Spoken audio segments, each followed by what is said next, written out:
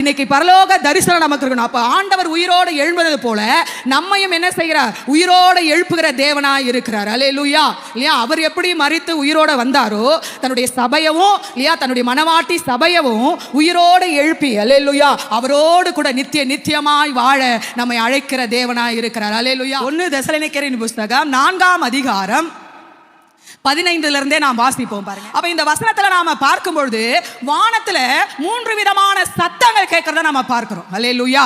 என்ன சத்தம் அப்படின்னு பாத்தீங்கன்னா, முதலாவது சத்தம் கர்த்தருடைய ஆரவாரத்தின் சத்தம். அல்லேலூயா.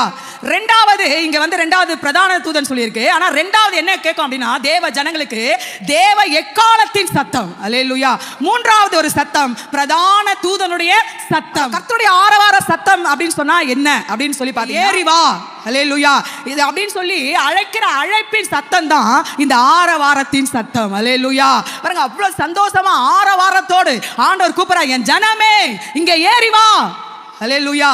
அப்படி ஒரு சத்தம் காதுல கேட்கறதுக்கு தாங்க இன்னைக்கு நாம எதிர்பார்த்துட்டு இருக்கோம். அல்லேலூயா. மனவாட்டி சபையை கூப்பிடும்போது, என் ஜனமே, என் ரத்தத்தால் கழுவப்பட்ட ஜனமே, அல்லேலூயா, நான் பெயர் சொல்லி அழைத்த ஜனமே இங்க ஏறி வா. அல்லேலூயா.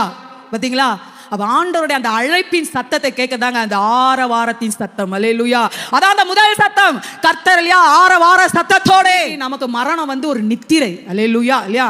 நாம மரிச்சாலும் அது ஒரு நித்திரைன்னு சொல்லி தான் வேதம் சொல்லுங்க. நம்மையும் ஒரு நாள் அவர் என்ன செய்வார்? ரகசிய வருகையில உயிரோட எழுப்புவார்.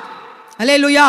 அப்ப இங்க ஏறி வா அப்படிங்கிற அவருடைய சத்தத்தை நாம கேட்கணும். இயேசு சொல்றாரு, அப்பா மரித்தோர் தேவகுமாரனுடைய சத்தத்தை கேட்கும் காலம் வரும். அல்லேலூயா. இந்த சத்தத்தை கேட்கிறவங்க தான் மரித்தாலும் பிழைப்பாங்க. அதான் சொல்ற, என்னை விசுவாசிக்கிறவன் மரித்தாலும் பிழைப்பான்.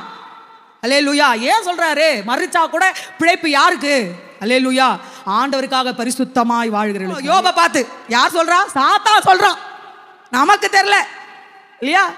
உன்னையும் உனக்கு உண்டான எல்லாவற்றையும் தேவன் வேலி அடைக்கவில்லையோ? பாத்தீங்களா? அவர் வேலி போட்டாருனால ஒன்னும் யாரும் உள்ள வர முடியாது. அவர் பர்மிஷன் கொடுத்தாதான், அவர்கிட்ட பர்மிஷன் வாங்கிட்டு வந்தான் உள்ள. அல்லேலூயா. அப்ப அவ்வளவு மனவாட்டி சபையை மணவாளன் அந்த அளவுக்கு கரிசனையோடு பாதுகாத்து இல்லையா இந்த உலகத்துல ஆண்டவர் என்ன செய்யறாரு? அடைக்கப்பட்ட தோட்டமாய், மறைவு கட்டப்பட்ட நீரூற்றாய், முத்திரிக்கப்பட்ட கிணறு அப்படி வச்சிருக்கிறாரு.